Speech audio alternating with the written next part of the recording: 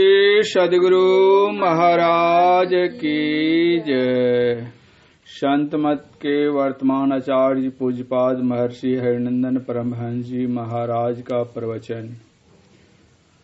बंदो गुरुपद कंज कृपा सिंधु नर रूप हरि महामोह तम पुंज जासु वचन रवि कर्णिकर।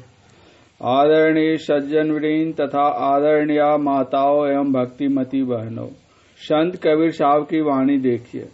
वे अपने गुरु के संबंध में क्या कहते हैं।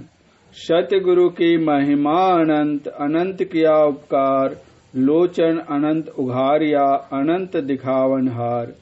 सतगुरु की महिमा अनंत है, उनके उपकार का अंत नहीं है। संसार में हम बहुत लोगों से उपकृत होते हैं, लेकिन गुरुदेव के समान और कोई उपकारी नहीं है। उनके गुणों का वर्णन कर पाना संभव नहीं है। संत कबीर साहब के वचन में ही आया है, शव धरती कागद करो, लेखन शव बन राय, सात समुद्र की मशी करो, गुरु गुण लिखा न जाए। वे कहते हैं कि पूरी धरती को कागज, संपूर्ण समुद्र के जल को स्याही और बड़े बड़े जंगलों में जितनी भी लकड़ियां हैं सबको कलम बना दूं, तब भी गुरु के गुणों को लिख पाना संभव नहीं होगा। उनके गुणों की समाप्ति नहीं होगी।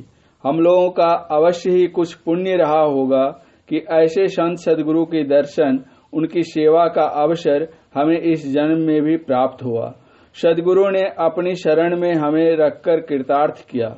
नहीं तो संसार में कितने लोग हैं, बगल में ही सत्संग होता रहता है और वे अपने में ही मग्न होकर ताश खेलते रहते हैं, खेल तमाशा देखते हैं।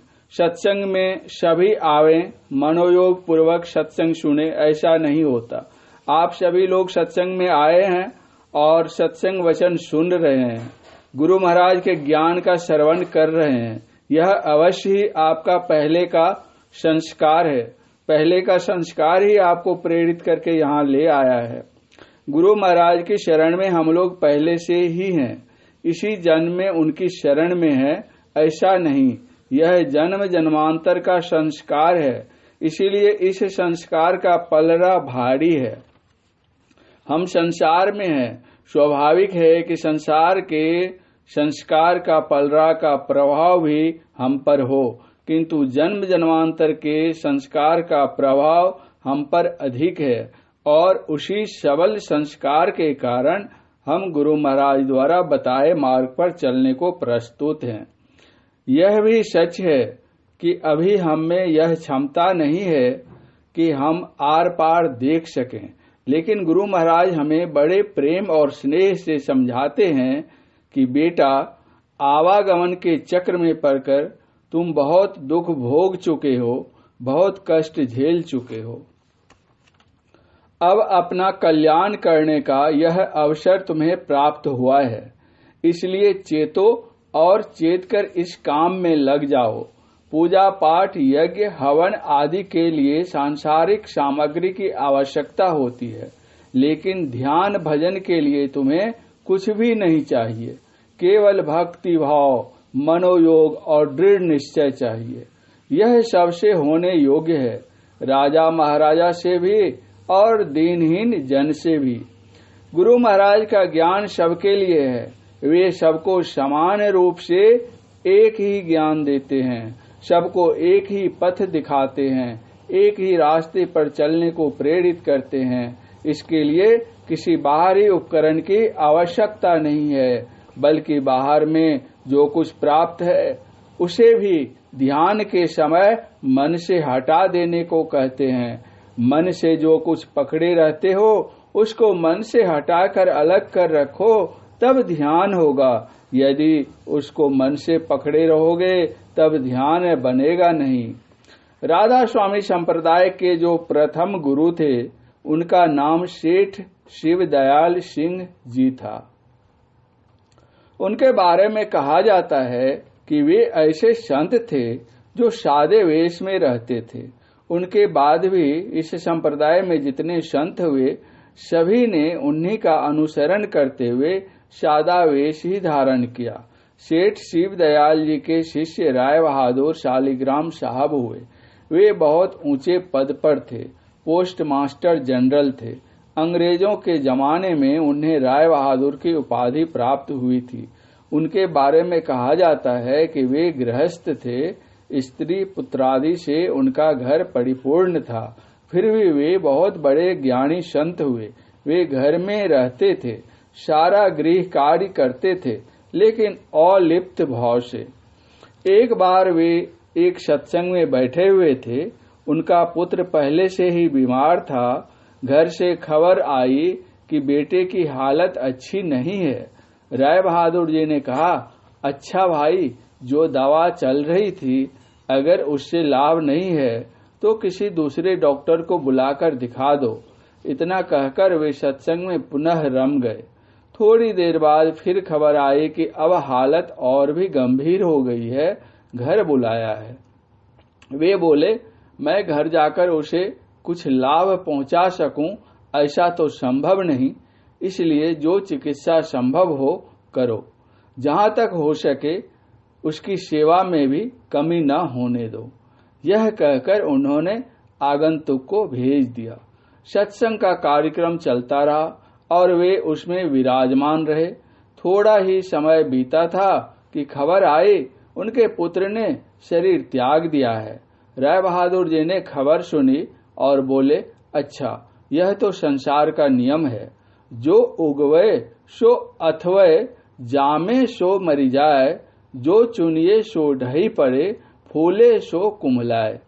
यह तो संसार का नियम है, जो उगता है वह अस्त होता ही है, फूल खिलता है तो मुरझा कर गिर भी जाता है, अच्छे से अच्छा भवन बनता है वह भी सब दिन नहीं रहता। जिसने जन्म लिया है उसकी मृत्यु निश्चित है। उस बालक का दाह संस्कार अच्छी तरह कर दो, वह स्वयं उठे नहीं। वे कितने अलिप्त थे। ऐसी स्थिति सहज ही प्राप्त नहीं होती।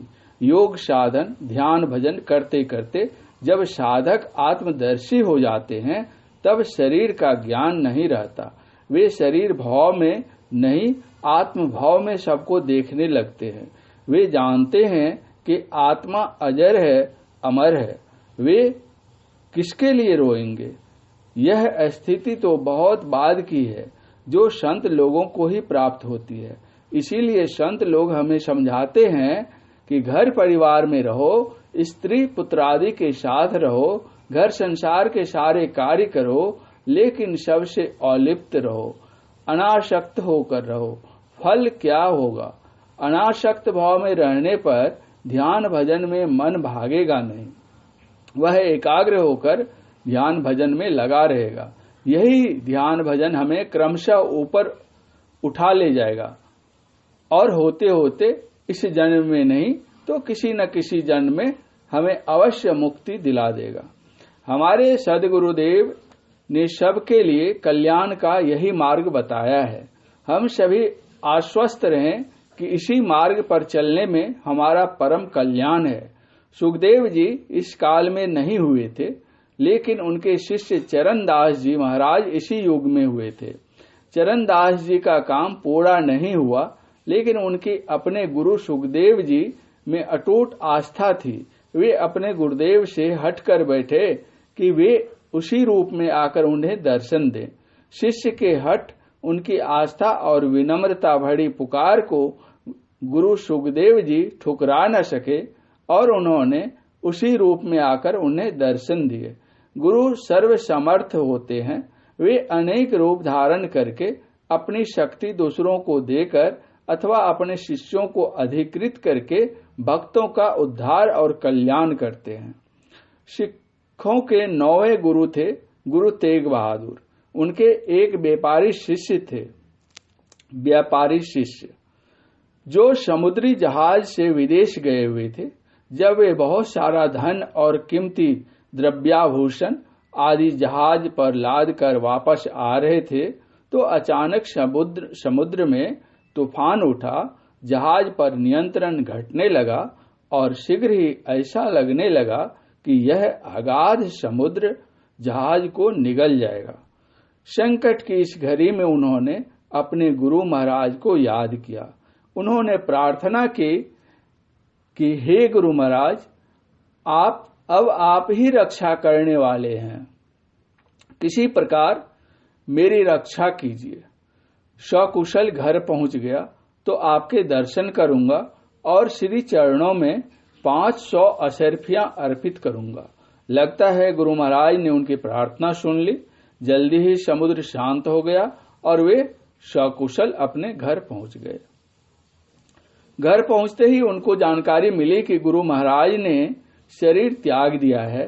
वे दुखी हुए और सोचने लगे कि गुरु महाराज ने अवश्य ही शरीर त्यागने के पूर्व अपनी शक्ति किसी शिष्य को दी होगी अथवा अपनी जगह पर किसी सुपात्र को मनोनीत किया होगा। मैं उन्हीं के श्री चरणों में अशर्फियां अर्पित कर दूंगा। लेकिन जब उन्हें पता चला कि गुरु महाराज के उत्तराधिकारी के 21 दावेदार हैं तो उन्हें आश्चर्य हुआ। सोचने लगे, अब क्या करूं? उत्तराधिकार की पात्रता तो किसी एक शिष्य में ही होगी, लेकिन उनकी खोज कैसे करूं? बहुत विचार करने पर भी जब उन्हें कुछ न सूझा तो तय किया कि क्यों न मैं 5-5 अशर्फियां सभी स्वयंभू आचार्यों के चरणों पर रख दूं। जो वास्तविक आचार्य होंगे वे स्वयं सब समझ जाएंगे। ऐसा निश्चय करके वे सभी के पास गए और सबके चरणों पर 5-5 अशर्फियां रख आए। स्वयं को गुरु कहलाने वाले 21 बहुत प्रसन्न हुए। उन्होंने उन्हें आदर दिया और प्रेम पूर्वक बातें की। व्यवसायी शिष्य को विश्वास हो गया कि इनमें से कोई भी गुरु का सच्चा उत्तराधिकारी नहीं है। अब वे क्या करें यह सोचने लगे। उन्होंने लोगों से पूछा तो ज्ञात हुआ कि और तो कोई नहीं, एक महात्मा हैं जो स्वयं को गुरु नहीं मानते और गांव घर से अलग हटकर एक कंदरा में ध्यान मग्न रहते हैं। शिष्य के मन में हुआ कि उनसे भी मिलकर देख लूं। वे कंदरा के पास पहुंचे। झांक कर देखा तो पाया कि महात्मा ध्यान मग्न हैं। वे बाहर ही प्रतीक्षा करने लगे। थोड़ी देर बाद महात्मा जी का ध्यान भग्न हुआ तो कंदरा से बाहर आए। व्यवसायी शिष्य ने उनके चरणों पर भी 5 अशर्फियां रखी और प्रणाम किया। हैरत से देखते हुए महात्मा जी बोले, तुम मुझे ठगने आए हो। जब तुम्हारा जहाज डूब रहा था तो तुमने अपनी कुशलता की प्रार्थना की थी और कहा था कि इस आपदा से बच जाऊंगा तो 500 अशर्फियां अर्पण करूंगा, और अब तुम 5 अशर्फियां लाकर मुझे ठग रहे हो। देखो जहाज को अस्थिर करने में मेरी पीठ का क्या हाल हुआ है। महात्मा जी की पूरी पीठ छिल गई थी। शिष्य ने उनकी बात सुनी और पीठ देखी तो वह जोर जोर से शोर मचाने लगे, सब गुरु झूठे, सच्चे गुरु यहाँ हैं। तब गुरु तेग बहादुर कहने लगे, इस तरह से शोर करोगे तो तुम्हारे मुंह में कालिख लग जाएगी। व्यवसायी शिष्य बोले, अब चाहे जो हो, आप छिपे हुए थे, लेकिन अब हम आपको छिपा हुआ नहीं रहने देंगे। वे भागे भागे अपने घर आए और गुरु के कथनानुसार स्वयं अपने चेहरों पर कालिख पोतकर 2 महले पर चढ़ गए और ढोल पीट पीट कर चिल्लाने लगे, सब गुरु झूठे, सच्चे गुरु मुझे मिले। उनका शोर सुनकर बहुत से लोग एकत्रित हो गए। सबको जिज्ञासा थी। शिष्य 2 महले से नीचे उतरे और उन्होंने सबों को पूरा वृत्तांत का सुनाया। वृत्तांत सुनकर सभी लोग गुरु तेग बहादुर जी की शरण में चले गए और धीरे धीरे 2100 स्वयंभू आचार्य निष्प्रभ हो गए। ऐसे होते हैं संत सदगुरु। वे अपने आप को छिपा कर रखते हैं। उनकी पहचान सरल नहीं होती। वे अपनी इच्छा से अपनी शक्ति का प्रयोग करते हैं अथवा अपने किसी प्रिय पात्र को शक्ति संपन्न बना देते हैं और समय समय पर संकटों से उबारने के लिए स्वयं भी आते हैं। उनकी पहचान तो तब होती है जब साधकों को अंतर्दृष्टि प्राप्त हो जाती है। साधना में पूर्ण हो जाने पर आत्मदृष्टि प्राप्त हो जाती है। वे जन्म जन्मांतर की लीलाओं को स्पष्ट देखने लग जाते हैं। संत सद्गुरु हमें इसी जन्म में नहीं, पिछले कई कई जन्मों से इस पथ पर अग्रसर होने की प्रेरणा देते आ रहे हैं। संत मत के वर्तमान आचार्य पूज्यपाद महर्षि हरिनंदन परमहंस जी महाराज का यह प्रवचन 23 जुलाई 2017 ईस्वी को महर्षि मेही आश्रम कुप्पाघाट आश्रम में अपराह्नकालीन सत्संग में हुआ था। श्री सद्गुरु महाराज की जय।